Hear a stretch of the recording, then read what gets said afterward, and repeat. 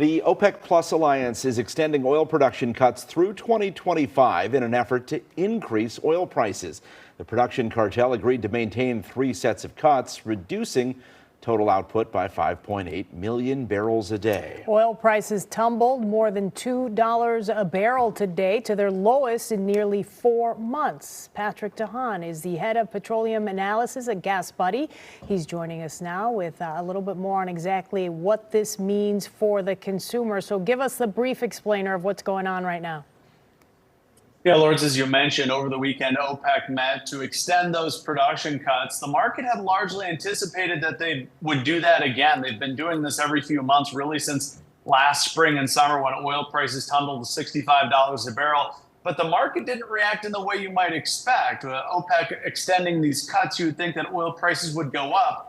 But the devil's in the details. OPEC also, in the same agreement, announced when they were going to start restoring production as we get towards 2025. That took the headline in this agreement, and that oil prices plummeted because of currently soft demand, but also because OPEC now has a timeline for when it will be restoring oil production, even if it is into 2025. So does that mean summer, when we normally see the highest gas prices, we're actually going to do pretty well around here in Chicago?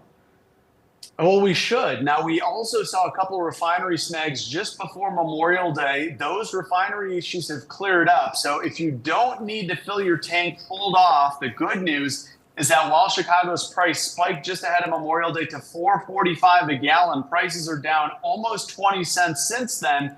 The good news is that if you can wait, I do expect prices could drop another 35 to 50 cents a gallon over the next week or two, because not only the price of oil declining, but those refinery issues clearing up, that's going to send prices much lower here in the near short-term future. And then do you predict then that 35-cent drop per gallon will then remain steady throughout the rest of the year?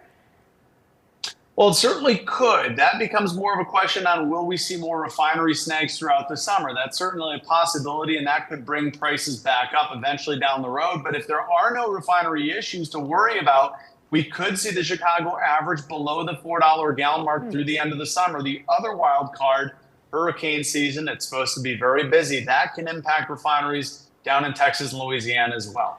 President Biden recently announced that he was going to tap into the Strategic Petroleum Reserve.